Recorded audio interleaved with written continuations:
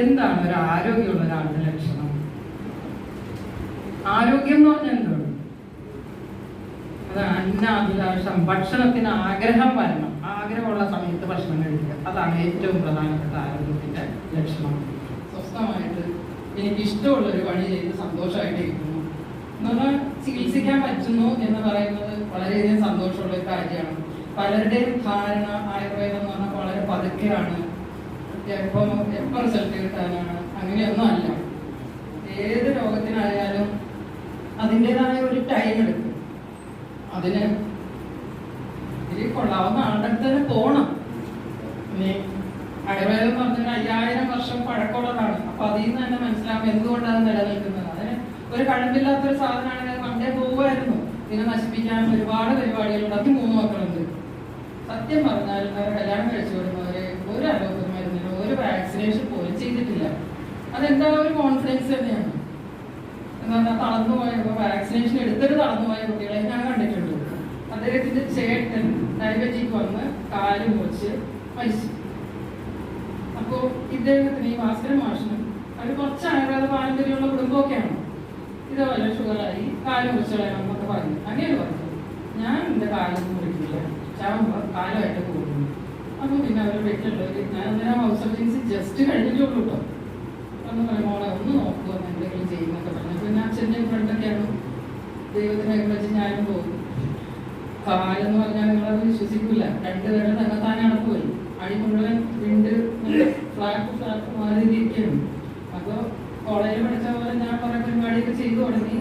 പിന്നെ ഒരു ഭാഗ്യം, അദ്ദേഹത്തിന്റെ മരിച്ചുപോയ ജ്യേഷ്ഠന് ഭാര്യ നേഴ്സായിരുന്നു അലോപ്പതിന് വേണ്ടി. അപ്പം ഞാൻ ചെല്ലുമ്പോൾ ഡ്രസ് ചെയ്യാറുണ്ട്, പുള്ളിക്കാരി എന്നെ സഹായിക്കും. പിന്നെ അദ്ദേഹം തന്നെ പറഞ്ഞു, ഇന്നലെ വെള്ളം ഒഴിച്ചൊന്നും കഴുകാൻ ഇതുവരെ കഷായം അങ്ങനെയൊന്നും പൊതുവെ കോളേജിലൊക്കെ പറഞ്ഞു തന്നിരുന്നത് അങ്ങനെയാണ്. ഇത് വെച്ച് കഴുകി ശുദ്ധിയാക്കി കുറച്ച് ഡ്രസ് ചെയ്യാറ്. അപ്പൊ ഈ ഭാസ്കരൻ മാഷ എന്ന് പറഞ്ഞാൽ അവരുടെ പാരമ്പര്യം അറിയാവുന്നതുകൊണ്ടായിരിക്കണം. നമ്മളെ അങ്ങനെയൊന്നും ചെയ്യണ്ട, വല്ല എണ്ണയൊക്കെ തുടച്ചാൽ. പിന്നെ ഞാൻ അങ്ങനെ തന്നെയായി. നമ്മളെ എണ്ണയും അങ്ങനെ കുറച്ച് സാധനങ്ങളൊക്കെ വെച്ച് കുത്തു തുടച്ച് ശരി. അപ്പൊ എനിക്ക് മനസ്സിലായി വെള്ളം കയറിയപ്പോൾ അധികം പോരില്ല. എന്തിനാണ് എന്തായാലും ട്രീറ്റ്മെന്റ് കൊണ്ട് സുഖമായിട്ട് കാല് ഉണങ്ങി. അങ്ങനെ ശബരിമലക്ക് പോയി ആ കാല് വെച്ചിട്ട് പിന്നെയും വർഷങ്ങൾ ജീവിച്ചു. അതാണ് എൻ്റെ ആദ്യത്തെ ഡയബറ്റിക് ട്രെക്ക്. അതിനുശേഷം എത്രയോ കാലങ്ങൾ തുട വരെ വഴുത് വരെ ഞാൻ വയ്ക്കുന്നു. അതുകൊണ്ട് ഡയബറ്റിക് ഫുഡ് എന്നൊന്നും പറയുന്നതിനെ പറ്റി എനിക്കൊരു ശങ്കയില്ല. ആരെങ്കിലും മുറിക്കണമെന്ന് പറഞ്ഞാൽ വിരൽ പോലും മുറിക്കണമെങ്കിൽ നിങ്ങളൊന്ന് വന്നാൽ ഒരു കുഴപ്പമില്ലാതെ പോകാൻ പറ്റും. നിങ്ങളൊരു കാര്യം ചെയ്യും, ഷുഗർ ഉള്ളവരായാലും അല്ലാത്തവരായാലും എല്ലാ ദിവസവും കാല് മുട്ടിലുണ്ടെങ്കിലും മിനിമം ഒന്ന് എണ്ണ വെട്ടി തടവുക. നമ്മുടെ സർക്കുലേഷൻ നന്നായിട്ടുണ്ടാവും. ഏറ്റവും കൂടുതൽ നെർവ് എൻഡിങ്സ് ഉള്ളത് കാലിലാണ്. അപ്പോൾ ആ ഒരു സ്റ്റിമുലേഷനൊക്കെ വന്നിട്ട് ഉറക്കത്തിനും ഒക്കെ സുഖം കിട്ടും. ഷുഗർ പ്രത്യേകിച്ച് കാലിലേക്കുള്ള സർക്കുലേഷൻ കുറഞ്ഞു പോകും. അപ്പോൾ അത് ഉണ്ടാക്കിയെടുക്കാൻ പറഞ്ഞാൽ ഇച്ചിരി പണിയുണ്ട്. പക്ഷേ സാറ് പറഞ്ഞ നെല്ലിക്കയും മഞ്ഞളും, അതാണ് പ്രമേഹത്തിന് അഗ്രൗഷധം എന്ന് പറയുന്ന സാധനം. അത് കൊടുത്തു കഴിഞ്ഞാൽ തന്നെ ഒരുപാട് വ്യത്യാസം വരും. പക്ഷെ അത് മാത്രം കൊണ്ടൊന്നും നിൽക്കില്ല. എൻ്റെ കൂട്ടത്തിൽ നോക്കിയും കണ്ട് നിൽക്കാൻ ആൾ വേണം, എടുത്ത് കഴിക്കണം. പിന്നെ അതിനേക്കാളും ഷുഗറിൻ്റെ കാര്യത്തിന് ഫുഡ് കൺട്രോൾ ചെയ്യുക എന്നുള്ളത് ഒരു അത്യാവശ്യമാണ്. പിന്നെ ഫ്രൂട്ട്സ് കഴിക്കണം. പലരും അത് മധുരമല്ലേന്ന് പറയും, പക്ഷെ ഫ്രൂട്ട്സിന്റെ ഫ്രക്ടോസ് അല്ല ഷുഗർ ആക്കുന്നത്. അരി, ഗോതമ്പിന്റെ ചപ്പാത്തി എന്നൊക്കെ പറഞ്ഞ് കഴിക്കാൻ നിൽക്കല്ലേ. ഇപ്പൊ അതൊന്നും കൊണ്ട് ചപ്പാത്തി ഉണ്ടാക്കി കഴിച്ചാൽ നിങ്ങൾ ഷുഗർ ഒന്നും കുറയില്ല. ഉണ്ട് ഒരു നേരം മില്ലറ്റ്സ്, റാഗിയോ തിനയോ അങ്ങനെ എന്തെങ്കിലുമൊക്കെ ആയിട്ട് ഒരു നേരം. അതും ഭക്ഷണം ഞാൻ പറയും രാത്രിത്തെ ഭക്ഷണം 7 മണിക്ക് മുമ്പ് അവസാനിപ്പിക്കുക. പണ്ടേ നമ്മളൊക്കെ കാരണന്മാരും പറയും വിളക്ക് വെച്ചിട്ട് ഭക്ഷണം കഴിക്കരുത്, അതിന് മുമ്പ് കഴിയണമെന്നാണ്. യമന് കൊടുക്കുന്ന ഭക്ഷണമാണെന്നാണ് നമ്മളൊക്കെ ഈ ആയുർവേദം പഠിക്കുന്നതിന് മുമ്പ് തന്നെ കേട്ടിട്ടുള്ളത്. സന്ധ്യ കഴിഞ്ഞിട്ട് ഭക്ഷണം കഴിക്കും. ഇപ്പോഴും പലരും രാത്രി ഒന്നും കുഴപ്പമില്ലാതെ കിടന്നുറങ്ങി നേരം കൊടുത്തപ്പോൾ ഉണ്ടല്ലോ. എന്തുകൊണ്ടാണ് പറ്റുന്നത് എന്ന് പറഞ്ഞാൽ നമ്മുടെ ഹാർട്ടിനൊക്കെ ഒരിത്തിരി റെസ്റ്റ് വേണം. ഇത് നമ്മൾ പറഞ്ഞാലും ബാക്കി ഇന്റേണൽ ഓർഗൻസ് അവിടെ പണിപ്പെടുകയാണ്. അപ്പൊ അതിനൊക്കെ ഒരു റെസ്റ്റ് കൊടുക്കാനുള്ള 7 മണി കഴിഞ്ഞിട്ട് ഭക്ഷണം കഴിക്കില്ല എന്ന് നോക്കുക. അവനവന്റെ പ്രായത്തിനും അസുഖങ്ങൾക്കും പറ്റിയത്. അത് ഓരോരുത്തർക്കും ഓരോന്നായിട്ട് ഞാൻ പറയുന്നതിൽ കാര്യമില്ലല്ലോ. എന്തായാലും രാവിലത്തെ ഭക്ഷണത്തിൽ ഫ്രൂട്ട്സ് എടുത്താൽ നോക്കണം. നമ്മൾ വൈറ്റമിൻ സി നമ്മൾ കഴിക്കുന്ന ഭക്ഷണം നന്നായിട്ട് അബ്സോർവ് ചെയ്യണമെങ്കിൽ വേണം. അതുകൊണ്ട് ഫ്രൂട്ട്സ് രാവിലത്തെ ഭക്ഷണത്തിൽ ഉണ്ടാവണം. രാത്രിയല്ല പഴങ്ങൾ കഴിക്കുന്നത്. അത് കുറച്ച് ശീതവീര്യം എന്നൊക്കെ പറയുന്നതുകൊണ്ട് പഴങ്ങൾ രാത്രി നമുക്ക് അത്ര നന്നാവില്ല. ചൂട് കാലമാണ്. ഭക്ഷണത്തിൻ്റെ കാര്യം പറയുമ്പോൾ ഞാനൊന്ന് പറയുകയാണ്, എല്ലാവർക്കും തോന്നും തൈര് നല്ല തണുപ്പല്ലേ. തൈര് ചൂട് കാലത്ത് കഴിക്കാൻ പാടില്ലാത്തൊരു സാധനമാണ്. തൈര് ഉഷ്ണവീര്യമാണ്. പശുവിൻ്റെ പാല്, എണ്ണ, നെയ്യ് ശീതവീര്യമായിട്ടുള്ളതാണ് നമുക്കെപ്പോഴും കഴിക്കാൻ പ്രശ്നമില്ല. പക്ഷേ തൈരിൻ്റെ കാര്യത്തിന് ഇങ്ങനൊരു റെസ്ട്രിക്ഷൻ ഉണ്ട്. രാത്രി കഴിക്കരുത്, ചൂട് കാലത്ത് കഴിക്കരുത്, ചൂടുള്ളതിൻ്റെ കൂടെ കഴിക്കരുത്, ചൂടാക്കരുത്. ബ്ലഡ് ക്യാൻസർ വരെ വരാനുള്ള ഒരു കാരണം പറയുന്നത് തൈര് ചൂടാക്കുന്നതാണ്. ബ്ലീഡിങ് ടെൻഡൻസി ഉണ്ടാവാനൊക്കെ ഈ ചൂട് കാലം. അതുകൊണ്ട് വായിൽ വെക്കുമ്പോൾ തണുപ്പാണ്, അതിൻ്റെ ആക്ഷൻ അതല്ല. ദൈവത്തെ ഓർത്ത് ഈ ചൂട് കാലത്ത് തൈര് കഴിക്കാതിരിക്കുക. പിന്നെ പതിവായിട്ട് കഴിക്കാൻ പറയുന്ന ഭക്ഷണത്തിൽ ഒന്നാണ് നെല്ലിക്ക. ഡെയിലി ഒരു നെല്ലിക്ക കഴിക്കുക. ഏറ്റവും വൈറ്റമിൻ സി ഉള്ളതും കാൽഷ്യം, അയോൺ ഒക്കെ ഉണ്ട്. ശോധനയും കിട്ടും. ഈ പ്രായത്തിൽ പലർക്കും ശോധനയും കുറവായിരിക്കും. പ്രായമാകുമ്പോൾ പൊതുവെ ശോധന കുറവ് വരാറുണ്ട്. അതിനും നന്നാവും. പച്ചയായിട്ട് കഴിക്കാം. പച്ച അല്ലെങ്കിലും കുഴപ്പമില്ല. നമ്മുടെ വൈറ്റമിൻ സി അതിൻ്റെ എന്തായാലും ചൂടാക്കിയാലോ നമ്മൾ എന്തൊക്കെ കാണിച്ചാലും നെല്ലിക്കയുടെ വൈറ്റമിൻ സി പോവില്ല. അതുകൊണ്ടാണ് ചവനപ്രാശം ഞങ്ങളുടെ നെല്ലിക്കയാണ് അതിൻ്റെ കണ്ടന്റ്. അത് കഴിച്ചാൽ എല്ലാവർക്കും ഒരു എനർജറ്റിക് ആയിട്ട് തോന്നാവുന്നു. പക്ഷെ എല്ലാവർക്കും ഞാൻ പറയില്ല. നെല്ലിക്ക ഇപ്പം ചുമയും കഫക്കെട്ടുള്ള സമയത്ത് രസായനമാണ് ചവനപ്രാശം എന്ന് പറഞ്ഞ് കഴിച്ചാൽ അത് കഫക്കെട്ടൊക്കെ ഉണ്ടാക്കും. ചവനപ്രാശം നെല്ലിക്കയാണ് അതിൻ്റെ കണ്ടന്റ് എന്നുള്ളതുകൊണ്ട് തന്നെയാണ് അതിൽ കൽക്കണ്ട ഇട്ടിട്ടാണ് കേക്ക് ആക്കുന്നത്. പിന്നെ പതിവായിട്ട് കഴിക്കേണ്ട ഒരു സാധനം ഞാൻ പറയാം, നെയ്യ്. ജനിച്ച അന്ന് മുതൽ മരിക്കുന്നത് വരെ കഴിക്കാൻ പറ്റുന്ന ഒരേ ഒരു സാധനമാണ് ആയുർവേദശാസ്ത്രത്തിൽ നെയ്യ്. ഞങ്ങൾ ഇപ്പോൾ തന്നെ നെയ്യൂടെ കഴിച്ചാൽ കൊളസ്ട്രോൾ ആവില്ല. അങ്ങനെ ഒരു കൊളസ്ട്രോളും വരില്ല. ഞാൻ ഇന്നും നെയ്യ് കഴിച്ചതാണ് എല്ലാ ദിവസവും. എൻ്റെ വെയിറ്റ് ആണെങ്കിൽ ഇത്രയും പ്രായത്തിൽ ഇപ്പോൾ പ്രായത്തിനാണ് കഴിക്കുമ്പോൾ 60 kg കൂടുതൽ. ഞാൻ വരുന്നില്ല, എല്ലാ ദിവസവും കഴിക്കാറുണ്ട്. എൻ്റെ മല്ലികാപ്പി എന്ന് പറഞ്ഞിട്ടൊരു സാധനം ഉണ്ടാക്കി വെച്ചിട്ടുണ്ട്. ഇവരൊക്കെ വന്ന് കിടക്കുമ്പോൾ പേഷ്യൻസിനൊക്കെ കൊടുക്കുന്നത് രാവിലെ അതിലൊക്കെ ഒന്ന് കഴിക്കും. അത് ഓടിപ്പോയി ആരും കഴിക്കുന്ന എന്നാൽ ദഹനം ശരിയാക്കിയിരിക്കുന്ന ഒരവസ്ഥയിൽ തുടങ്ങണം എന്നുള്ളതുണ്ട്. അപ്പൊ അതിന് മുമ്പ് 2 ദിവസം മുതൽ ദീപനം വാചനം എന്ന് പറഞ്ഞിട്ട് ദിഗ്വജാതിയോ അങ്ങനെയുള്ള എന്തെങ്കിലും പൊടിയോ അല്ലെങ്കിൽ അമൃതാരിഷ്ടോ അങ്ങനെ എന്തെങ്കിലുമൊക്കെ ഒന്ന് കഴിച്ചിട്ട് കഴിക്കാൻ തുടങ്ങണം. അത് ഓരോ പ്രായത്തിനനുസരിച്ചൊക്കെ നമുക്ക് മാറ്റാം. ഒരുപാട് നെയ്യുകളുണ്ട്. വെറുതെ പശു നെയ്യാണെങ്കിൽ ബുദ്ധിയും ഓർമ്മശക്തിയും ഒക്കെ നിലനിൽക്കാൻ പറഞ്ഞിട്ടുള്ള ഒരു സാധനം നെയ്യ് മാത്രമാണ്. ഇപ്പൊ നമ്മൾ നോക്കുന്ന ഒരുപാട് ആൽഷിമേഴ്സും പാർക്കിൻസൺ പിടിച്ച ആൾക്കാരുണ്ടാവും. എന്തുകൊണ്ട് ഇത്രയും വരണം? ആരും നെയ്യ് കഴിക്കില്ല. പിന്നെ അത് മാത്രമല്ല കൊളസ്ട്രോൾ എന്ന് പറഞ്ഞൊരു മരുന്ന് കഴിക്കുന്നുണ്ട്. ഇതോടുകൂടി ബ്രെയിനിന്റെ ഫാറ്റ് കണ്ടന്റിന്റെ അത് പോകും. ബ്രെയിൻ എന്ന് പറയുന്നത് 60% ഫാറ്റ് കണ്ടന്റ് ആയിട്ടുള്ള ഒരു സാധനമാണ്. ആ 60% അവിടെ നിലനിൽക്കുന്നില്ലെങ്കിൽ അത് ചുരുങ്ങും. അപ്പൊ പാർക്കിൻസൺ ആവും, ആൽഷിമേഴ്സ് ആവും. എന്നിട്ട് അതിന് മരുന്ന് കഴിച്ചുകൊണ്ടാണ് എൻ്റെ അടുത്ത് വരുന്ന പാർക്കിൻസൺകാരും അൽഷിമേഴ്സും ഒക്കെ തന്നെ ഞാൻ ആദ്യം ചെയ്യുന്ന വേല ഇവരുടെയൊക്കെ എല്ലാവരും ഇപ്പോൾ ബ്രെയിനിലേക്ക് എല്ലാ ടെസ്റ്റും ഒക്കെ ആയിട്ടാണോ ഇപ്പോൾ നോക്കുമ്പോൾ കാണാം ബ്രെയിൻ ഷ്രിങ്കിങ് ചുരുങ്ങിയിരിക്കുന്നു. അപ്പം ആദ്യം ഞാൻ ആ കൊളസ്ട്രോളിനെ മരുന്ന് നോക്കിക്കും. അതിനുശേഷമാണ് എൻ്റെ നെയ്യ് തുടങ്ങുന്നത്. പാലക്കാടുകാർ അങ്ങേരുടെ തലയിൽ ഇനി ചിപ്പ് വെക്കണം. ബാക്കി മരുന്നൊക്കെ കൊടുത്ത് കുറേ സാധനങ്ങളുണ്ടല്ലോ കഴിക്കുന്ന പാർക്കിൻസണിനും എന്നൊക്കെ പറഞ്ഞിട്ട് അതൊക്കെ കഴിപ്പിച്ച് എല്ലാവരും മാക്സിമം ഡോസായി. ഇനി ചിപ്പ് ഒരു മെഷീൻ ഫിറ്റ് ചെയ്യുന്ന വാക്സിൻ ഫിറ്റ് ചെയ്യുന്ന പോലെ അതിലിരിക്കുമ്പോഴാണ് എൻ്റെ അടുത്ത് വരുന്നത്. ഇത് കഴിഞ്ഞ് ഞാനിവിടെ വെച്ച് ട്രീറ്റ്മെൻ്റ് ഒക്കെ കഴിഞ്ഞ് നമ്മൾ ശിരോധാര അങ്ങനത്തെ കുറച്ച് കാര്യങ്ങളും കൂടെ അവിടെ ചെയ്യും. ഇത് കഴിഞ്ഞ് മറ്റേ ഗുളികയൊക്കെ നിർത്തി. പാർക്കിൻസണിൻ്റെ അവർ കൊടുക്കുന്നത് ഞാൻ നിർത്തിയില്ല. തൽക്കാലം ഒറ്റയടിക്ക് നിർത്തരുതല്ലോ എന്നുള്ളത് ഒരു മരുന്ന് ഞാൻ ഒറ്റയടിക്ക് നിർത്തിക്കാറില്ല. ഇത് കഴിഞ്ഞ് ട്രീറ്റ്മെന്റ് കഴിഞ്ഞ് പോയി അവർ മറ്റേ പഴയ ഡോക്ടറെ പോയി കാണുമ്പോൾ അങ്ങനെ അന്നപ്പോഴത്തേക്കും എന്ത് മരുന്നാണ് കഴിച്ചത്? ചിപ്പും വേണ്ട, മറ്റേ മരുന്നിൻ്റെ ഒക്കെ ഡോസ് അവർ തന്നെയും കുറച്ചു. ഇതാണ് എൻ്റെ അനുഭവങ്ങൾ. ജനിച്ച കൊച്ചിനെന്ന് പറഞ്ഞാലും നമ്മുടെയൊക്കെ വീട്ടിലല്ലേ നമ്മളോട് ചോദിച്ചു വരുന്ന എല്ലാ കുട്ടികളെയും ആദ്യം ചെയ്തിട്ടുള്ള നെയ്യും തേനും സമം ചേർത്ത് തന്നെ നാട്ടിൽ തേച്ച് കൊടുക്കണം.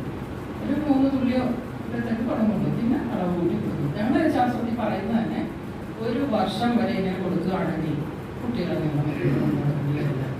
ഇപ്പൊ എന്താ കാണുന്നത്? ഓട്ടിസം പിടിച്ച പിള്ളേർ എത്രയായിട്ടുണ്ടോ? എന്താ വലിയ കുടുംബത്തിലായിരിക്കും, വലിയ ഓഫീസർമാരായിരിക്കും. പക്ഷെ മക്കൾ ഇങ്ങനെയൊക്കെയായിരിക്കും. സ്കൂളിൽ വിടാൻ നിർത്തിയില്ല. എന്നാൽ അവരുടെ ബ്രെയിൻ, കുട്ടികളുടെ ബ്രെയിൻ എന്ന് പറഞ്ഞു കഴിഞ്ഞാൽ അതിൻ്റെ ഒരു 90% വളർച്ച ഗർഭകാലത്ത് തന്നെയാണ്. അത് കഴിഞ്ഞുള്ള വളർച്ചയിൽ 5 വയസ്സ് വരെ നമുക്ക് അവരെ ബ്രെയിൻ ഡെവലപ്മെന്റിന് വേണ്ടിയിട്ട് ചെയ്യാൻ പറ്റും. അത് കഴിഞ്ഞാൽ 5 വയസ്സുള്ള കുട്ടിക്ക് 50 വയസ്സുള്ള ആളുടെ തലക്ക് വരയ്ക്കൊന്നും വ്യത്യാസം വരുന്നില്ല. ഗീതോപദേശിച്ച കൃഷ്ണന്റെ ഭക്ഷണം മെയിനായിട്ട് വെണ്ണയാണ്. വെണ്ണ തിന്ന കട്ട് തിന്നുന്ന കൃഷ്ണൻ എന്നൊക്കെ പറഞ്ഞാൽ എന്ന് പറഞ്ഞാൽ അത്രയും ബുദ്ധി ഉണ്ടാവും എന്നുള്ളതിന്റെ ഒരു സിംബോളിക് കൂടി ആയിട്ടാണ് അത് ഞാൻ മനസ്സിലാക്കിയിട്ടുള്ളത്. അങ്ങനെ ഇതുപോലെ പാർക്കിൻസൺ പിടിച്ചിട്ട് 4 പേർക്ക് പിടിച്ച് നിർത്തിക്കൊണ്ടാണ് വന്നത്. അങ്ങനെ മര്യാദ നടന്നാണ് വളരെ രീതിയിലുള്ളത്. പക്ഷെ ആള് ഇപ്പൊ മരിച്ചുപോയി. അത് വേറെ ജനിച്ചാൽ മരിക്കാതിരിക്കാൻ പറ്റില്ലല്ലോ. അത് എന്റെ അടുത്തൊന്ന് പോയിട്ട് മരിച്ചതല്ല. അത് ഒരു 45 വയസ്സ് തുടങ്ങിയ ഇപ്പൊ പ്രശ്നക്കാരെയാണ് കാണുന്നത്. അത് നമ്മുടെ ലൈഫ് സ്റ്റൈലിൽ വന്ന ഒരു മാറ്റവും കൂടിയാണ്. കുറച്ച് ഒരു പരിധിവരെ ഈ കുത്തിയിരിപ്പ് കഴിയുന്നത് ഒഴിവാക്കുക, നിവർന്ന് കിടന്നിട്ടുള്ള എക്സർസൈസുകൾ, കാല് പൊക്കുക, മടക്കുക എന്നിവർക്ക് അങ്ങനെയൊക്കെ ഒന്ന് ചെയ്യാം. വയറൊന്ന് അനക്കുക.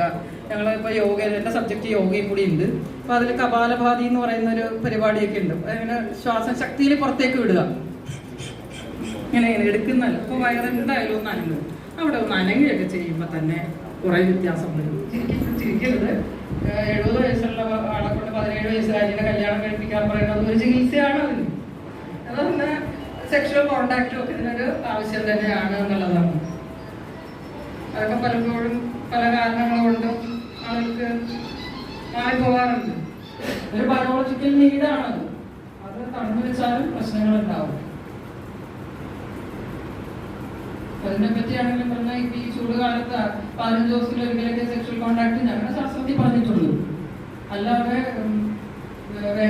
ഇപ്പോഴത്തെ ഈ ചൂട് തിരക്കുള്ള സമയത്ത് ഏറ്റവും നല്ല സമയം ഹേമന്ത ശിശിരങ്ങളിലൊക്കെ ആണെങ്കിൽ 3 days എന്നൊക്കെയാണ് പറഞ്ഞിരിക്കുന്നത്. അല്ലാതെ നല്ല ബലം നമുക്ക് ക്ഷീണമൊന്നും തോന്നാത്ത അവസ്ഥയിലാണെങ്കിൽ ഡെയിലി ഒക്കെ അങ്ങനെയാവാം. ഈ ചൂടുകാലത്തൊക്കെ അത്രയൊക്കെ പറഞ്ഞിട്ടുണ്ട്. ഡെയിലി സെക്ഷൽ കോണ്ടാക്ട് ഒന്നും അടുത്തും പറഞ്ഞിട്ടില്ല. സ്കിന്നിന് 7 ലെയർ ഉണ്ടെന്നും ആ 7 ലെയറിലും വരുന്ന രോഗങ്ങളെ കുറിച്ചും അതിനുള്ള ചികിത്സയെ കുറിച്ചും വ്യക്തമായിട്ട് ഞങ്ങളുടെ പുസ്തകങ്ങളിൽ പറഞ്ഞിട്ടുണ്ട്.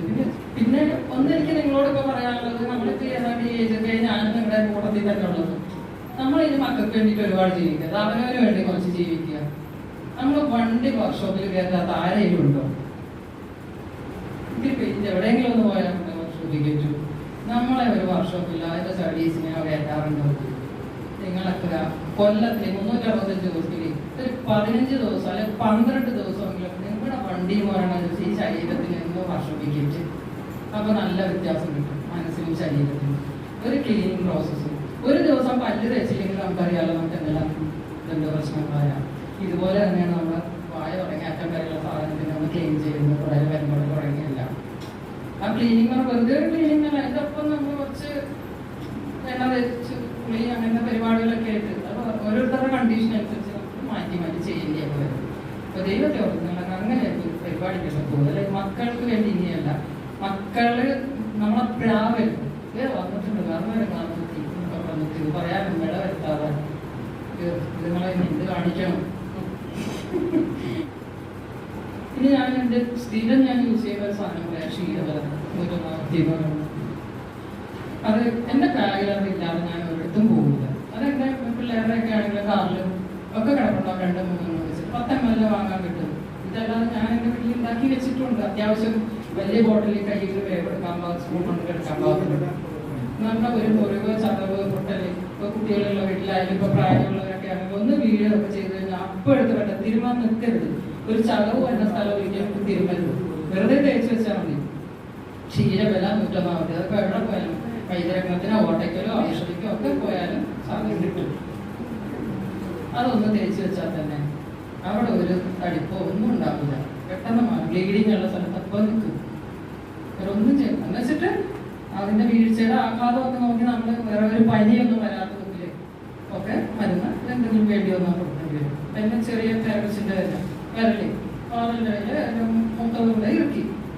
കേരളത്തിന്റെ കാലാവസ്ഥയെ കൊണ്ട് നമുക്ക് സാധ്യമായിട്ടുള്ള നമ്മൾ ശീലിച്ചിട്ടുള്ള നമ്മുടെ പരമ്പരാകാരൻ നമ്മുടെ കാരണന്മാരൊക്കെ ഉപയോഗിച്ച് ശീലമായിട്ട് വന്നിട്ടുള്ള ഒരു സാധനം വെളിച്ചെണ്ണയാണ്. വെളിച്ചെണ്ണ ഒരു കൊളസ്ട്രോളും ഉണ്ടാക്കില്ല.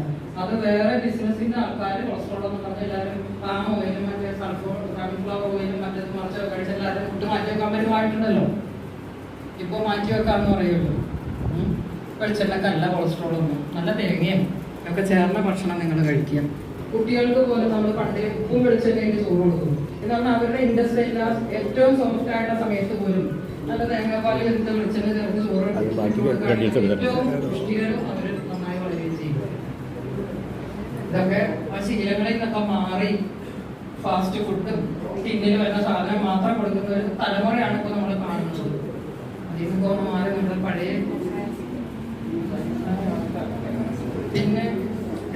പിന്നെ ഒന്ന് ഞാൻ പറയും, ദിനചര്യ നിങ്ങൾ നന്നായിട്ട് മെയിൻറ്റെയിൻ ചെയ്യാൻ നോക്കുക.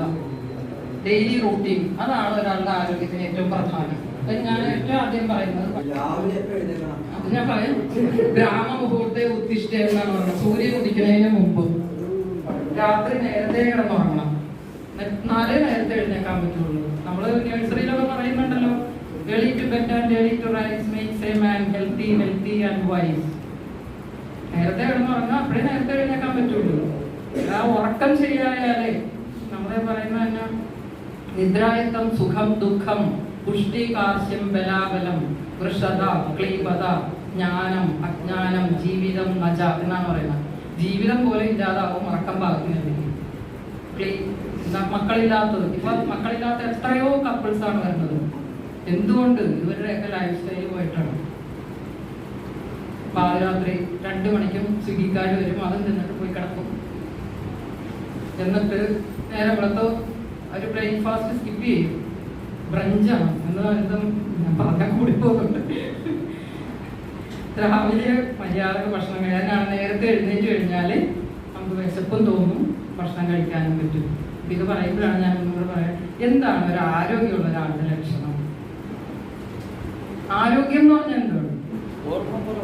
ഏറ്റവും പ്രധാനപ്പെട്ട അന്നാഭിലാഷം, ഭക്ഷണം കഴിക്കണം എന്നുള്ളൊരു ആഗ്രഹം. നമ്മളിപ്പോ അതാണോ? സമയമായി കൊച്ചിനെ ആണെങ്കിൽ എഴുന്നേറ്റ് ചേർത്തിട്ട് തലയിൽ ചിലപ്പോൾ ഇത്തിരി വെള്ളം കോരി ഒഴിക്കും, വാൻ വന്നത് ഉണ്ടിത്തള്ളി കയറ്റി വിടുന്നതിന് മുമ്പ് കുറച്ച് ചാപ്പാടൊക്കെ തിരികെ കയറ്റി സ്കൂളിൽ എത്രയും മുമ്പ് ഛർദ്ദിച്ച്, ഇതൊക്കെയല്ലേ നമ്മൾ കാണുന്നത്. അത് അന്നാഭിലാഷം, ഭക്ഷണത്തിന് ആഗ്രഹം വരണം. ആഗ്രഹമുള്ള സമയത്ത് ഭക്ഷണം കഴിക്കുക, അതാണ് ഏറ്റവും പ്രധാനപ്പെട്ട ആരോഗ്യത്തിന്റെ ലക്ഷണം.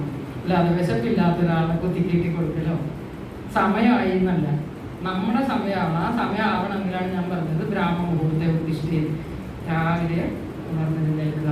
അപ്പൊ നമുക്ക് വിശപ്പൊക്കെ വരും. ഇത്തിരി സൂര്യപ്രകാശമൊക്കെ ദേഹത്തോട്ട്, അതിനുവേണ്ടി വെയിലത്തിറങ്ങി നമ്മളല്ല. ഒരു രാവിലെ ഒരു ചുവന്ന സൂര്യനുള്ളത് ആരെങ്കിലും കണ്ടിട്ടുണ്ട്? ഈയിടെങ്ങാനും ഇപ്പോഴൊക്കെ സൂര്യൻ ഉദിക്കുന്ന ആ സമയം നോക്കി എന്ത് ഭംഗിയാണെന്നറിയോ? കിഴക്ക് വശത്തേക്ക് തിരിഞ്ഞു വന്നാൽ നിങ്ങൾ ആ സൂര്യനെ നോക്കി ഒരു 10 മിനിറ്റെങ്കിലും നിൽക്കുക. ദിവസം മുഖത്തിനും കണ്ണിനും ഒക്കെ ഒരു തേജസ്സും ഓജസ്സും ഒക്കെ വരും. സന്ധ്യകൾ നഷ്ടപ്പെടുന്നവരല്ലേ ഇപ്പൊ നമ്മളൊക്കെ? സന്ധ്യകളെ നഷ്ടപ്പെടുത്താതിരിക്കുക. ആ അസ്തമയ സൂര്യനെ ഒരു ചുവപ്പ് രാശിയുള്ള കാണാൻ നോക്കുക. അല്ലാതെ സൂര്യപ്രകാശം കൊള്ളണം. ഇപ്പൊ നോക്കുമ്പോൾ എല്ലാവരും എന്നൊക്കെ പറയും വൈറ്റമിൻ ഡി കുറവാണ്, ഗുളിക കഴിക്കുന്നുണ്ട്. ഈ കഴിക്കുന്നതൊക്കെ എങ്ങോട്ട് പോകണം എന്നിട്ട് ഇത് അബ്സോർബ് ചെയ്യണ്ടേ? ഈ പ്രായത്തിലൊക്കെ എല്ലാവർക്കും ഓസ്റ്റിയോപൊറോസിസും എല്ലിന്റെ വിലക്കുറവും മുട്ട് തേയ്മാനും ഒക്കെ വരും. അപ്പൊ അതിനൊക്കെ നമ്മൾ എന്താണ് ചെയ്യേണ്ടത്? ഇന്നത്തെ ദിനചര്യ കൃത്യമാവണം, ബ്രേക്ക്ഫാസ്റ്റ് മര്യാദക്കാവണം, വൈറ്റമിൻ സി വേണം എന്നൊക്കെ ഞാൻ പറഞ്ഞു. അബ്സോർബ് ചെയ്യണമെങ്കിൽ വൈറ്റമിൻ സി വേണം, കാൽഷ്യം അബ്സോർബ് ചെയ്യണമെങ്കിൽ വൈറ്റമിൻ ഡി വേണം. അത് സൂര്യപ്രകാശത്തിൽ നിന്നാണ് മര്യാദക്ക് കിട്ടുന്നത്. അല്ലാതെ ഒരുപാട് ഈ ഗുളികയൊക്കെ വരുന്നുണ്ട്, മറ്റേ ഷാർപ്പറോളം മറ്റൊന്ന് കുറച്ചതും ഇതൊക്കെ നല്ലത് തന്നെയാണ്. എന്തായാലും ഒരു സ്പൂൺ നെയ്യ് ഞങ്ങൾ പറയുന്നത്. അപ്പോൾ അങ്ങനെ ഓസ്റ്റിയോപൊറോസിസ് ഒക്കെ ഉള്ള ആളുകൾക്കാണെങ്കിൽ ഞങ്ങൾ കൈപ്പുള്ള നെയ്യുകളുണ്ട്. കൈപ്പുള്ള ഇതൊക്കെ ഇതാ ഞാൻ പറഞ്ഞത്, ഇതൊക്കെ ശാസ്ത്രീയമല്ലാത്ത എങ്ങനെയാണ് പറയാൻ പറ്റുക? കൈപ്പുണ്ടെങ്കിൽ ഈ എല്ലിന്റെ ബലത്തിലുള്ള കാൽഷ്യം അബ്സോർബ് ചെയ്യുള്ളത് ഈ ആചാര്യന്മാരെ എങ്ങനെ മനസ്സിലാക്കിയിരുന്നു? ഇപ്പൊ നമ്മൾ പഠിക്കുമ്പോഴാണ് ഇതൊക്കെ എത്ര ശാസ്ത്രീയമായിട്ടാണ് പറഞ്ഞു വെച്ചിരിക്കുന്നത്.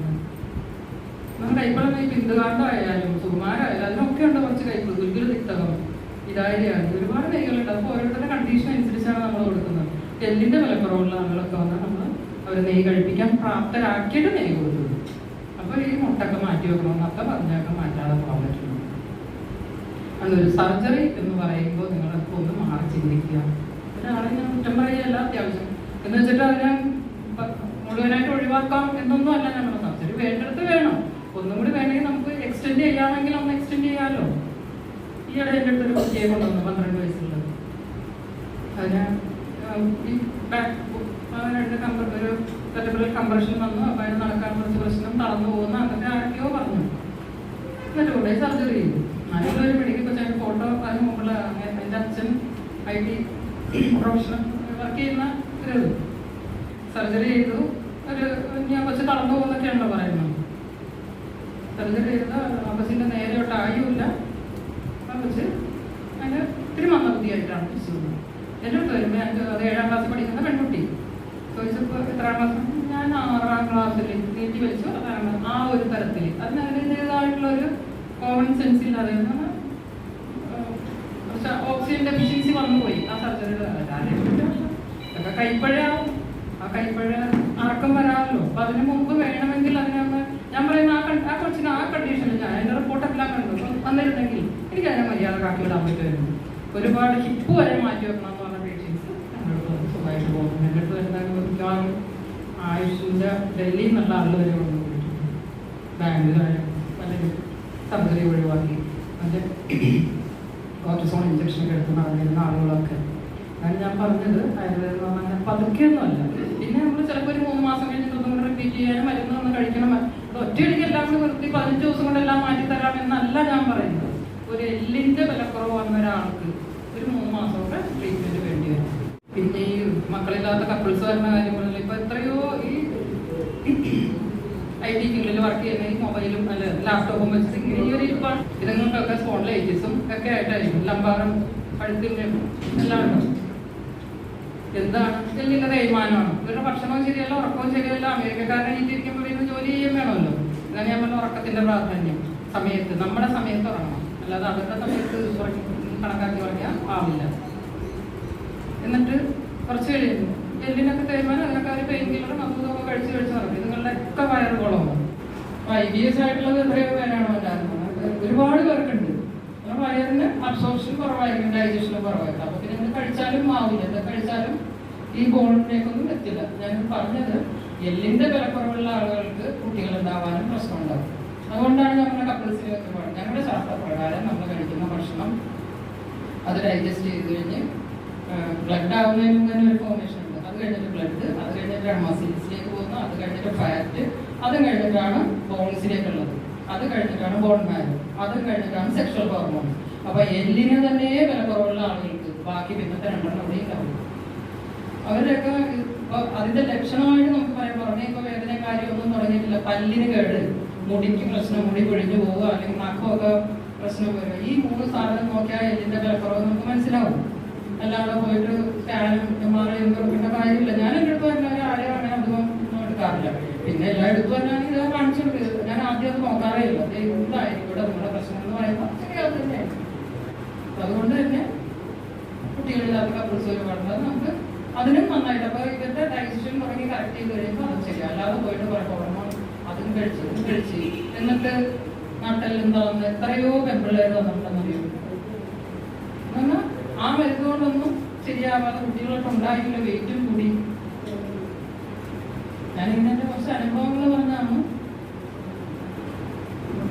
അപ്പൊ നമ്മുടെ ദിനചര്യ പാകത്തിൽ കൊണ്ടുപോകാൻ നോക്കുക. പിന്നെ ഓജസ്, നമ്മുടെ ഇപ്പൊ എല്ലാ ഈ ധാതുക്കളും മര്യാദ ഉണ്ടെങ്കിൽ മാത്രമാണ് നമുക്ക് ഓജസ്, ഒരു തേജസ് മുഖത്ത് നോക്കിയാൽ ഉണ്ടാവുക എന്നത്. ആ തേജസ് ക്ഷയിച്ചു പോകാനുള്ള കുറച്ച് കാര്യങ്ങളുണ്ട്. എന്തുകൊണ്ടൊക്കെ ആയിരിക്കാം നമുക്ക് നമ്മൾ ഉണ്ടാക്കാൻ പോകുന്നത് നമുക്ക് തന്നെ തിരിച്ചു വരും. വളരെ ശരിയാണ്. ഓജക്ഷീയതേ, കോപം, ദേഷ്യപ്പെടുക വേറെ ആളുണ്ട്. പിന്നെ വിശക്കുന്ന സമയത്ത് വേണ്ട സമയത്ത് ഭക്ഷണം കഴിക്കുക, അതും. പിന്നെ വെറുതെ ഇങ്ങനെ എന്താ അടുത്തെന്താണ് വരാൻ പോണത്, ഇപ്പോൾ ഉള്ളതിനെ പറ്റി ഒന്നും മര്യാദ നോക്കില്ല. പിന്നെ അത് വന്നാലും ഇത് വന്നാലും മറ്റേ വെള്ളം വെറ്റി പട്ടിയെ പുറത്തൊന്ന് കഴിച്ചാലോ എന്ന് പറഞ്ഞ ചിന്തയും കൊണ്ട് നടക്കാതെ എപ്പോഴും പോസിറ്റീവ് ആവുക, നെഗറ്റീവ് തോട്ട്സുകളായിരിക്കും. ഒരുത്തനെ തന്നെ നനച്ചിരുന്നാൽ വരുന്നതെല്ലാമാണെന്ന് തോന്നുന്നു പറയുന്നത് പോലെ അത് വരൂ ഇത് വരൂ എന്ന് പറഞ്ഞുകൊണ്ടിരിക്കുക. നമുക്ക് നല്ലതേ വരൂ എന്ന് ചിന്തിക്കുക, പോസിറ്റീവ് ആറ്റിറ്റ്യൂഡ് ആവുക. അപ്പൊ തന്നെ പകുതി മാറും. ശ്രമം. പിന്നെ നമ്മളെക്കാൾ പറ്റുന്ന, നമുക്ക് ഓരോരുത്തർക്കും പറ്റുന്ന എക്സർസൈസ് ഉണ്ട്, അതിന് കൂടുതലാവാണ്ടിരിക്കുക, എന്നാൽ അനങ്ങാണ്ടിരിക്കാനല്ല. കുറച്ച് ഡെയിലി രാവിലെ കുറച്ച് ബ്രീതിങ് എക്സർസൈസും നടക്കാൻ പോകാൻ. അത് കാലിന് വളവ് അല്ലെങ്കിൽ തേയ്മാനമുള്ളവരോടൊന്നും ഞാൻ നടക്കാൻ പോകാൻ കഴിയില്ല. കട്ടിലേ കിടന്നുകൊണ്ട് കാല് പൊത്തുക, മടക്കാൻ വെക്കുക, റൊട്ടേഷൻ അങ്ങനെയുള്ളതൊക്കെ ചെയ്യുക. ട്വിസ്റ്റിങ് കിടന്നുകൊണ്ട് ചെയ്യാവുന്ന കാര്യങ്ങളാണല്ലോ, അതൊക്കെ തന്നെ ചെയ്യുക. വെയിറ്റ് കൂടിയ ആളുകൾ ഇവിടെ ഒരുപാട് പേര് വെയിറ്റ് 100, 110 ഒക്കെ കിലോ ആയിട്ട് ഇവിടെ അവിടെ എൻ്റെ അടുത്ത് ബസ്സുണ്ട്. ആകെ 30 വയസ്സൊക്കെ ഉള്ളൂ, 98 കിലോ. മനസ്സിലല്ലേ? ഇതിനൊക്കെ ഒന്ന് കുറച്ചെടുക്കണമെങ്കിൽ എക്സർസൈസും വേണം, അവരുടെ ഡയറ്റ് കൺട്രോൾ ചെയ്യണം. അത് ഞാൻ ഒരു നേരം മില്ലറ്റ്സ് ആക്കി കൊടുക്കും. മില്ലറ്റ്സ് ഫാറ്റ് കളയുന്നതാണ്. അങ്ങനെ പിന്നെ അവിയല്, ലിക്വിഡ് ഡയറ്റ് എന്നുള്ള ജ്യൂസുകളൊക്കെ മുതൽ കൊടുക്കുക. അല്ലാതെ ഈ വണ്ണം കൂടിയ ആളുകൾക്ക് വിശപ്പ് കൂടും. അങ്ങനെ ഈ ഫാറ്റ് നിൽക്കുമ്പോൾ ബോഡിയിൽ നിന്ന് ചൂട് പുറത്തേക്ക് പോകില്ല. വീണ്ടും വീണ്ടും ഭക്ഷണം കഴിക്കുന്നത് തോന്നും. അപ്പോൾ ഭക്ഷണം കഴിക്കും. ഇത് എങ്ങനെ ആവർത്തിച്ചുകൊണ്ടേയിരിക്കും. അപ്പൊ അതിന് നമ്മൾ വിശപ്പ് തോന്നാത്തതിലുള്ള ലിക്വിഡ് ഡയറ്റ് ആക്കുക, ജ്യൂസുകളാക്കി കൊടുക്കുക, ഫ്രൂട്ട്സ് ആവാം, പിന്നെ എഴുന്ന ചാപ്പാട് കൊടുത്തില്ലാമോ. അതിൻ്റെ ഒപ്പം കുറച്ച് നമ്മുടെ വേറെ പരിപാടികൾ തിരുമല, അങ്ങനത്തെ ഞങ്ങൾ പൊടിയിട്ട് തിരുമല്, കഷായം ധാര, അങ്ങനെയൊക്കെ വന്നിട്ടുള്ള കാര്യങ്ങൾ. എല്ലാത്തിനും എണ്ണയിട്ട് തിരുമലൊന്നും അല്ല. ഇതൊക്കെയാണ് എൻ്റെ അനുഭവത്തിൽ കുറച്ച് പറഞ്ഞു തരാനുള്ള. പിന്നെ കണ്ണിന്റെ കാര്യം, എല്ലാവർക്കും ഈ പ്രായത്തിൽ കണ്ണിന് പ്രശ്നം വരാം. അപ്പൊ അതിന് ഏറ്റവും ബെസ്റ്റ് ത്രിഫല പൊടി രാത്രി കിടക്കാൻ നേരത്ത് അതും തേനും നെയ്യും ചേർത്ത് കഴിക്കാനാണ് പറഞ്ഞത്. ത്രിഫല മധുസർപ്പിത്യാണ് നിശി നേത്രബലായജ, രാത്രിയിൽ കഴിക്കണം. ഇത് ത്രിഫലയുടെ പൊടിയൊക്കെ എല്ലായിടത്തും വാങ്ങാൻ കിട്ടും. അത് തേനും നെയ്യും ചേർത്ത്, ആ നെയ്യ് തന്നെ വേണമെങ്കിൽ നിങ്ങൾക്ക് ഏതെങ്കിലും ഒക്കെ നെയ്യാം. വലിയ മരമില്ലാത്ത ആളാണെങ്കിൽ ഞങ്ങൾ പറയുന്നത് ചിക്കൻ നെയ്യ് ചേർത്ത് കഴിക്കാം. ഇല്ലെങ്കിൽ കണ്ണിന് തന്നെ പറയുന്നുണ്ട് ജീവന്ത്യാദി എന്ന് പറഞ്ഞത്, അത് ചേർത്തിട്ട് തേനും ചേർത്ത് നല്ല തേനും ആവണം. അത് വല്ലയിടത്തും നമുക്കിപ്പോൾ തേനൊക്കെ ഒരുപാട് തരത്തിൽ മിക്സ് ചെയ്ത് അറിയാലോ. അങ്ങനെ കഴിക്കുകയാണെങ്കിൽ അത് കോൺസ്റ്റിപ്പേഷൻ ഉണ്ടാവില്ല, കണ്ണിന് ഏറ്റവും ബെസ്റ്റും ആവും. അപ്പൊ ഒരു നെയ്യ് ഒളിച്ചെന്നതുമായി നെയ്യ് പറഞ്ഞിരിക്കുന്ന ഒരു സാധനമാണെന്നുള്ളൂ. പിന്നെ എല്ലാ ദിവസവും എണ്ണ തേച്ച് കുളിക്കാൻ നോക്കുക. അഭ്യംഗമാചരേ നിത്യം എന്നാണ് പറഞ്ഞിരിക്കുന്നത്. അത് തന്നെ ജല, ശ്രമ, വാതരോഗങ്ങളില്ലാതിരിക്കും, ജരാനരകളില്ലാതിരിക്കും. അത്യാവശ്യം എണ്ണ തേക്കേണ്ട 3 സ്ഥലം പറയുന്നതാണ് തല, ചെവി. ചെവിയിലൊന്നും ഇങ്ങനെയൊന്നും എണ്ണ നമുക്ക് കൊടുക്കും. നമ്മുടെ ബോഡിയുടെ ഒരു റെപ്രസെന്റേഷൻ ആണ് ചെവി എന്നാണ്. അതുകൊണ്ട് നമ്മുടെ ബാലൻസിങ് ഒക്കെ ഉണ്ടല്ലോ. അപ്പൊ ഇതിൽ എണ്ണ ഒന്ന് ചെവിയിൽ ഇങ്ങനെ ഒന്ന് കൊടുക്കുക. പിന്നെ കാൽപാദം, ഞാൻ നേരത്തെ പറഞ്ഞ ഫുഡ് മസാജ്, കാലില് എണ്ണ തേക്കുക. ഈ 3 സ്ഥലത്ത് എണ്ണ തേക്കാതെ വെക്കാതിരിക്കാം. ഒരുപാട് എണ്ണ ഉണ്ട്. തലയിൽ തേക്കുന്ന കയ്യുണ്ണിയാതി എണ്ണയുണ്ട്, ത്രിപലാതി ഉണ്ട്, നീലിഭൃംഗാതി ഉണ്ട്, കാഞ്ഞോന്തരം ഉണ്ട്, ഏലാതി, പലതരം. അപ്പോൾ ഓരോരുത്തരുടെ കണ്ടീഷൻ അനുസരിച്ചൊക്കെ നിങ്ങളൊന്ന് മാറ്റേണ്ടി വരും. എന്തെങ്കിലും പൊതുവെ കയ്യുണ്ണിയാതി ഇനിയിപ്പം ഇന്ന് തന്നെ നമ്മൾ പോയി എണ്ണ കോരി ഒഴിച്ചിട്ട് എന്നെ നാളെ തിരിച്ച് തുടരും. അത് തുടങ്ങുന്നതെന്ന് പറയും 7 ദിവസം കൊണ്ടാണ് നമ്മൾ എന്തും ശീലിക്കുകയും ത്യജിക്കുകയും ചെയ്യേണ്ടതെന്ന് പറയും. അപ്പൊ ഇന്നിപ്പോ ഒന്ന് എണ്ണ വെക്കുകയാണെങ്കിൽ 2 ദിവസം നിങ്ങൾക്ക് ചെയ്യാൻ പോലെ പോകാം. അത് കഴിഞ്ഞ് 2 ദിവസം അടുപ്പിച്ചൊന്നും അത് ഇത്തിരി നേരം വെച്ചാൽ മതി. പിന്നെ 1 ദിവസം വെക്കാതിരിക്കുക. അതിനുശേഷം പതിവാക്കുക. അല്ലാതെ ഓടിപ്പോയി ഡോക്ടർ പറഞ്ഞിട്ടുണ്ട് എണ്ണ വേണമെന്ന് പറഞ്ഞിട്ട് ഇന്നും നാളെ എണ്ണ വെച്ച് നാളെ ടോൺസിലൈറ്റിസും ഒക്കെ ആയിട്ട് എണ്ണത്തേക്ക് എണ്ണയും തരും പറഞ്ഞോണ്ട് അതും എല്ലാം നമ്മളിപ്പോ ശീലിച്ചൊരു സാധനം ഉപേക്ഷിക്കണമെങ്കിലും ഇങ്ങനെ പതുക്കെ വേണമെന്നാണ്. ഈ മുട്ടിന് വേദന, മുറിവെണ്ണ മുറിവെണ്ണൊക്കെ അത് അത്യാവശ്യം ആ വേദനയുടെ സമയത്തോ നീർക്കെടുന്ന, അല്ലാതെ പതിവാക്കാൻ പാടില്ല. അതിന് വേറെ എണ്ണകളാണ് ബലം ഉണ്ടാക്കാൻ. ഇത് ആ നീർക്കെട്ടും വേദനയും കുറക്കാനാണ് മുറിവെണ്ണക്ക. അത് തന്നെ പതിവായിട്ട് ഉണ്ടാകുന്ന സ്കിന്നൊക്കെ റഫാവും, ഇങ്ങനെ പൊളിഞ്ഞു എന്ന പോലെയാവും. അതാണ് കൊള്ളാവുന്ന ആരെങ്കിലും കണ്ടിട്ട് മരുന്ന്, അല്ലാതെ എന്തെങ്കിലും സ്വന്തം ധൃതിയായിട്ട് പോവാതിരിക്കുക. ഇത്രയും അനുഭവം എനിക്ക് പറയാൻ പറ്റിയതും. കണ്ണ് കോങ്കണ്ണുള്ള കൊച്ചിനെ വരെ ഞാൻ സുഖമായിട്ട് കിട്ടുന്നത്. അങ്ങനെ ഞാൻ എല്ലാം മാറ്റി കൊടുക്കാൻ ഒരിക്കലും പറയുന്നില്ല. ഒരു ജലദോഷം പോലും ഞാൻ മാറ്റി കൊടുക്കാന്ന് പറയുന്നില്ല. പക്ഷെ എന്റെ അനുഭവത്തില് ഈ കൊളസ്ട്രോളിന് മരുന്ന് കഴിച്ച് വരുന്നവരാണ് എല്ലാവരും തന്നെ എന്നുള്ളതാണ് ഞാൻ പറഞ്ഞത്. എന്റെ അടുത്ത് വന്നിട്ടുള്ള എല്ലാം. എന്നപ്പോ അവരുടെ ബ്രെയിനിന്റെ ഫാറ്റ് കണ്ടന്റ് കുറയുന്നുണ്ട്, അതുകൊണ്ട് ബ്രെയിൻ ഷ്രിങ്കിങ് ഉണ്ട്. അവരുടെ മറൈ ബ്രെയിൻ കൊണ്ടാണല്ലോ വരുന്നത്, അല്ലെങ്കിൽ നമ്മൾ തന്നെ എടുപ്പിക്കാറുണ്ട്. അപ്പൊ അതിന് ഷ്രിങ്കിങ് ഓഫ് ബ്രെയിൻ കാണിക്കുന്നുണ്ട്. അല്ലാതെ എല്ലാ രോഗവും ആയുർവേദം കൊണ്ടാണെന്ന് ഞാൻ പറയുന്നില്ല ഒരിക്കലും. ഇപ്പൊ എന്തുകൊണ്ട് ഇവിടെ ഡയാലിസിസ് യൂണിറ്റ് ഇത്രയും വന്നു? എന്തുകൊണ്ടാണ്? ഈ ഷുഗറിനുള്ള മരുന്ന് കഴിച്ചും ആ ഒരു കോൺസ്റ്റിപ്പേഷൻ വരാതെ പോയാൽ തന്നെ നമ്മുടെ ഏറ്റവും വലിയ നമ്മുടെ ബോഡി എന്ന് പറയുന്നത് ഫുൾ ചാനൽസ് ആണ്, ഫുൾ. അതുകൊണ്ടാണല്ലോ നമ്മൾ കഴിക്കുന്ന സാധനം, കണ്ണ്, മൂക്ക്, ചെവി, ഇതിന്റെ ഒക്കെ പ്രവർത്തനത്തിനും ബ്രെയിൻ ഫംഗ്ഷനും ഒക്കെ ആവുന്നത് ഇതിങ്ങനെ അബ്സോർബ് ചെയ്ത് പോയിട്ടാണല്ലോ. ആ ചാനൽസിൽ എവിടെയെങ്കിലും ഒരു ബ്ലോക്ക് വന്നാൽ അവിടെ രോഗം വരും. അതാണ് ഒരു മെയിൻ തത്വം. അതിൽ തന്നെ വായ തുടങ്ങി ഗൈനസ് വരെയുള്ള ഇൻഡസ്ട്രിയൽ കനാൽ, അതിലൊരു ബ്ലോക്ക് ഉണ്ടെങ്കിൽ ഡെഫിനിറ്റ് ആണ് അയാൾക്ക് വേറെ എന്തെങ്കിലും അസുഖം ഉണ്ടാവും. ഈ പ്രോസ്റ്റേറ്റിന്റെ ഒക്കെ കാര്യം പറയുന്നത് പോലും ഒരു പരിധിവരെ അതും ഒരു കാരണമാണ്. കാരണം ഞങ്ങൾ പറയും അപാന വൈഗുണ്യം, വായു തന്നെ 5 തരം പറയുന്നുണ്ട്. പ്രാണനുദാന അപാനം എന്നൊക്കെ പറഞ്ഞിട്ട് 5 ആ അപാന വൈഗുണ്യം താഴത്തെ വായുവിന്റെ. അപ്പൊ അത് മലമൂത്രത്തിനായാലും പ്രസവത്തിനായാലും ആ ഒരു വായുവിനെ കൺട്രോൾ ചെയ്യാൻ പറ്റണം. ഡെലിവറി ടൈമിലൊക്കെ ഞങ്ങൾ 7 മാസമൊക്കെ സുകുമാരൻ നെയ്യ് കഴിക്കാൻ പറയും. എന്ന് പറഞ്ഞാൽ അവിടെ ഒരു കോൺസ്റ്റിപ്പേഷൻ ഇല്ല. അപ്പൊ തന്നെ ആ വഴി പകുതി ക്ലീനായി. സിസേറിയൻ നമുക്ക് എത്രയോ എണ്ണം ഒഴിവാക്കാം. എന്റെ ചേട്ടന്റെ മോള് തന്നെ സിസേറിയൻ ഫിക്സ് ചെയ്തിരുന്നതാണ്. എന്നിട്ട് പോലും അത് എനിക്കറിയാവുന്ന എന്നെ കൊളസ്ട്രോൾ ആയതുകൊണ്ട് ശനിയാഴ്ച നമ്മൾ സിസേറിയൻ വെച്ചപ്പോൾ ഞാനും പറഞ്ഞു മാഡം ഒന്ന് തിങ്കളാഴ്ചയൊക്കെ ആവട്ടെ, ശനി ഞങ്ങൾക്ക് ഒരു ശനി പിടിച്ച ദിവസമായിട്ട് തോന്നും. എന്തായാലും അവളുടെ അടുത്ത് നെയ്യും ഒക്കെ കഴിപ്പിച്ച് കുറച്ച് ഞങ്ങൾ എക്സ്റ്റേണൽ ആപ്ലിക്കേഷൻസ് ഓയിലൊക്കെ ചെയ്തു. ഡയറ്റും കൺട്രോൾ ചെയ്ത് ലിക്വിഡ് ഡയറ്റൊക്കെ 3-ാം ദിവസം നോർമൽ ഡെലിവറിയാണ്. ഇങ്ങനെ ഒരുപാട് അനുഭവങ്ങൾ എനിക്ക് പറയാനുണ്ട്. ഞാനാണെങ്കിൽ ഓടിപ്പോയി പ്രസവിച്ചിട്ട് 5 മിനിറ്റ് പോലും ലേബർ പോയി കടന്നിട്ടില്ല. എന്റെ അനുഭവമാണ് ഞാൻ പറയുന്നത്.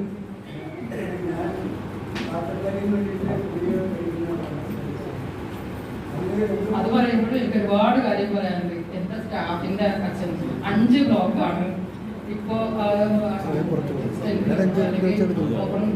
എന്തായാലും ആ മനുഷ്യനെ ഓട്ടോറിക്ഷ ഓടിച്ചാണ് വർഷങ്ങളായിട്ട്. അതുപോലെ ഒരുപാട് പേര് നമ്മള് ആ ഒരു ബ്ലോക്ക് തന്നെ. ഞാൻ പറഞ്ഞ ഡയറ്റ് 2 നേരം ആക്കി. ഈ കൊളസ്ട്രോൾ വരുന്നതിനുള്ള ഒരു കാരണം നിങ്ങളുടെ ഡൈജഷൻ ശരിയാവാത്തതാണ്. ഡൈജഷൻ മര്യാദക്കാണെങ്കിൽ ഈ പറ്റിപ്പിടിക്കുന്ന സ്വഭാവമുള്ള സാധനങ്ങൾ നമ്മുടെ ബോഡിയിൽ ഉണ്ടാവില്ല. വേണ്ട രീതിയിൽ ഒരു ഡൈജഷൻ നടക്കുകയാണെങ്കിൽ അപ്പൊ ഈ ബ്ലോക്കും സാധനങ്ങളും ഉണ്ടാവില്ല. അതാണ് ഫുഡിന്റെ കാര്യം. നമ്മൾ എന്ത് അകത്തേക്ക് എടുക്കുന്നോ അത് മാത്രമാണ് നമുക്ക് പുറത്തേക്കും ഉണ്ടാവുന്നത്. വൈകിട്ട് തന്നെ ആകുമ്പോൾ മെട്രോ സ്റ്റേഷൻ കഴിഞ്ഞിട്ട് തൈക്കോട് മെട്രോ സ്റ്റേഷൻ കഴിഞ്ഞ് ചമ്പകരപാല 98460140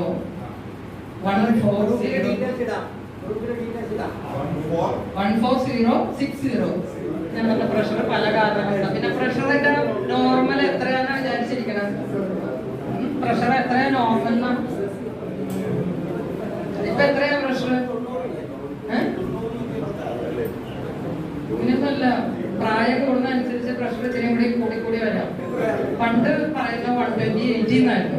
ഇപ്പൊ അതൊക്കെ മാറി 130/90, 140/90, 150. ഇപ്പൊ ഈ പ്രായത്തിൽ 150/90 എന്ന് പറഞ്ഞാൽ അതൊരു പ്രശ്നമല്ല. നിങ്ങൾ അതിനെ പേടിച്ചിട്ട് ഗുളികയും കഴിച്ച് വല്ലതും ബോധക്കെട്ട് വീഴുകയും വേണം കുറച്ച്. പിന്നെ നമ്മള് വെള്ളം കുടിക്കുന്ന ഈ ചൂട് സമയത്ത് എന്തായാലും ഇതെല്ലാം ഒരു സർക്കുലേഷൻ മര്യാദക്ക് വരണമെങ്കിൽ തന്നെ വെള്ളം കുടിക്കണം. അത് വീട്ടിൽ മേശപ്പുറത്ത് വെള്ളം ഇരിപ്പുണ്ടെന്ന് പറഞ്ഞാൽ നമ്മൾ വിളിച്ചെന്നുണ്ട്. അതുകൊണ്ട് ഓരോരുത്തരും അവരവരുടെ ബോട്ടിൽ പ്രത്യേകം കാണുക, എന്നിട്ട് വെള്ളം കുടിക്കുക. ഈ ചൂട് കാലത്ത് പ്രത്യേകിച്ച് ഇപ്പൊ സ്റ്റോണും കൊണ്ട് തന്നെ ഒരുപാട് പേരുണ്ട്. കിഡ്നിയിൽ സ്റ്റോൺ, ബ്ലാഡറിൽ സ്റ്റോൺ, സലൈവറി ഗ്ലാൻഡിൽ സ്റ്റോൺ, ഗോൾ ബ്ലാഡർ സ്റ്റോൺ. ഇതൊക്കെ ചോദിച്ചു കഴിഞ്ഞാൽ വെള്ളം കൂടി എല്ലാവർക്കും കുറവാണ്. നമുക്കറിയാം ഇതിൽ ഉപ്പ് വെള്ളം കുറഞ്ഞ് വരുന്ന അവിടെ ഇരുന്നതിനെ പറ്റി സ്റ്റോൺ ഉണ്ടാവും, അതിൽ ഇതാവും, ക്രിസ്റ്റൽസ് ആവും. ഇത് തന്നെ നമ്മുടെ ബോഡിയിലും പറ്റും. അതുകൊണ്ട് വെള്ളം കുടിക്കണം. എന്ന് വെച്ചാൽ വെള്ളം ഒരുപാട് വെറുതെ ഏത് നേരം കുറിച്ച് ഡൈജസ്റ്റീവ് സെക്രീഷൻസിനെ ഡൈല്യൂട്ട് ചെയ്ത് കളയുന്നു. ഭക്ഷണത്തിന് ഒരു അരമണിക്കൂർ മുമ്പും അത് കഴിഞ്ഞാൽ അതേപോലെ ഭക്ഷണത്തിന് അരമണിക്കൂർ കഴിഞ്ഞ വെള്ളം കുടിക്കുക. ഭക്ഷണത്തിന്റെ ഒപ്പം ഇട്ട് വെള്ളം കുടിക്കാതിരിക്കുക. ഭക്ഷണം കഴിക്കുമ്പോഴും ഒരു കാര്യം ആലോചിക്കാം, നമ്മുടെ സ്റ്റൊമക്കിന്റെ കപ്പാസിറ്റിയുടെ 1/4 ഒഴിച്ചിടാനുള്ളതാണെന്നും 2/4 മാത്രമാണ് ഭക്ഷണം കട്ടിയുള്ളതെന്നും ഒരു 1/4 ഭാഗം ലിക്വിഡ് ആയിട്ടുള്ളത്. നമ്മൾ കറിയൊക്കെ ഒഴിച്ച് കഴിക്കുക എന്നൊക്കെയുള്ള ആ ഒരു ഇത്തിരി മോര് കഴിക്കുക. മോര് കഴിക്കുന്നത് അവസാനമായിരിക്കണം. ഏറ്റവും ആദ്യം തന്നെ മോര് കഴിക്കുന്നത്. സദ്യക്കൊക്കെ വിളമ്പണതിന് തന്നെ പ്രത്യേക രീതിയുണ്ടല്ലോ. ആദ്യം പരിപ്പ്, മധുര രസപ്രധാനമായിട്ടുള്ളത് ആദ്യം വേണമെന്നാണ്. ഷഡ്രസപ്രധാനമായിരിക്കണം ആഹാരം. എല്ലാ രസങ്ങളും ഉണ്ടാവണം എല്ലാ ദിവസവും. പക്ഷെ സീസൺ അനുസരിച്ച് ഈ സമയത്തൊക്കെ 20 പുളി ഉപ്പൊക്കെ ഇതിൽ കുറക്കണം, എന്നാലും ഉണ്ടാവണം. എല്ലാവർക്കും 24 മണിക്കൂറാണ്. അത് നമ്മളെങ്ങനെ യൂട്ടിലൈസ് ചെയ്യുന്നു എന്നുള്ളതിനനുസരിച്ച് നമ്മുടെ ലൈഫും പോകും. ഞാനതിനങ്ങനെ പറയാറില്ല. നമുക്കത് എങ്ങനെ ഉണ്ടാക്കിക്കൊണ്ടത് എന്താണെന്നൊന്നും കൃത്യം പറയാൻ പറ്റാത്തടത്തോളം ഞാൻ അതുകൊണ്ട് റാഗിയോ തിനയോ അങ്ങനെ എന്തെങ്കിലുമൊക്കെയാണ് പറഞ്ഞു കൊടുക്കാറ്. അല്ല വെജിറ്റബിൾ സൂപ്പ് കിട്ടുന്ന നല്ല നമ്മുടെ വീട്ടിലുണ്ടാകുന്ന പച്ചക്കറികളൊക്കെ കുക്കറിൽ വേവിച്ചടിച്ചിട്ട് ഇത് നെയ്യിട്ട് വാടിച്ചിട്ട് കഴിക്കും സൂപ്പ്. അപ്പൊ ലിക്വിഡ് ഡയറ്റായി ഈ ചൂടുകാലം നെയ്യ് ഉള്ളിൽ ചെല്ലും. അയ്യോ ഇവിടെ ഇരുന്ന് കൺസൾട്ടേഷൻ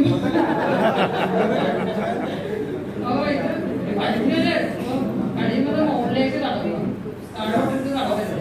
പിന്നെ ഒരു കാര്യം കൂടി ഞാൻ പറയട്ടെ. ഇപ്പൊ കുട്ടികളില്ലാത്ത കപ്പിൾസ് ഒരുപാട് പിന്നെ അവരുടെ ലൈഫിൽ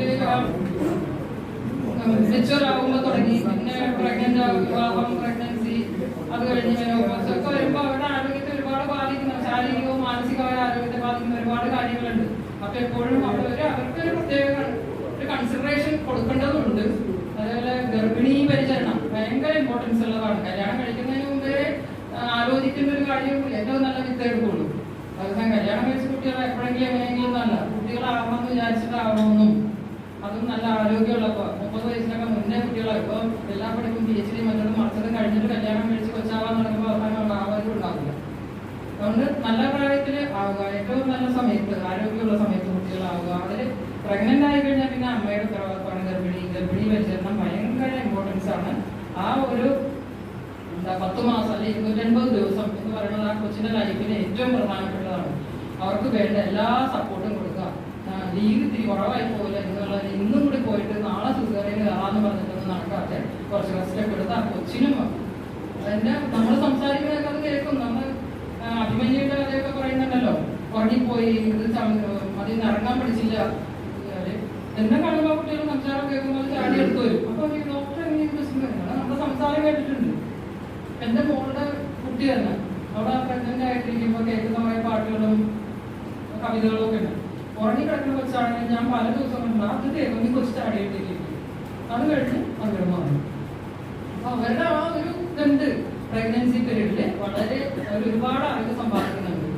അത് നമ്മൾ നല്ല കെയർ കൊടുത്തിട്ട് പണ്ടൊക്കെ ഇങ്ങനെ 7 മാസം കൂട്ടിക്കൊണ്ടുപോകലും എന്നൊക്കെ പറയുന്നത് പോലും അവർക്ക് മെന്റലി ഫിസിക്കലി റെസ്റ്റും മനസമാധാനവും ഒക്കെ കിട്ടാൻ വേണ്ടിയിട്ടാണ്. അത് കിട്ടി വളർന്ന് ഉണ്ടാവുന്ന ഒരു കൊച്ചും അല്ലാത്തൊരു കൊച്ചും ഗജാന്തരമുണ്ട്. അവർക്ക് ഒരുപാട് സ്ട്രെസ്സും സ്ട്രെയിനും വരുന്നുണ്ട്. ഓഫീസിലെ കാര്യം, വീട്ടിലെ കാര്യം, കൊച്ചുങ്ങളുടെ കാര്യം, പഠിപ്പ്. ഭർത്താക്കന്മാർക്ക് ഇതൊന്നും ഇല്ലെന്ന് തോന്നിപ്പോകും പലപ്പോഴും. എല്ലാവരും ഷെയറിങ്ങും കെയറിങ്ങും ഉണ്ടാവണം. എങ്ങനെ നല്ലൊരു സുഖപ്രദമായ ജീവിതം മുന്നോട്ട് കൊണ്ടുപോകാമെന്ന് നിങ്ങൾക്ക് പരിശീലിച്ച നമ്മുടെ പ്രിയപ്പെട്ട ഡോക്ടർക്ക് ABR യൂണിറ്റ് എറണാകുളത്തിൻ്റെയും എൻ്റെ വ്യക്തിപരമായ പേരിൽ എല്ലാവിധ ഹൃദയത്തിൻ്റെയും രേഖപ്പെടുത്തുന്നു. അതോടൊപ്പം തന്നെ നമ്മുടെ സന്തോഷത്തിൻ്റെ സൂചകമായിട്ട് മാഡത്തിന് ഒരു ചെറിയൊരു ഉപഹാരം നൽകാനായിട്ട് ഞങ്ങൾ ആഗ്രഹിക്കുന്നു.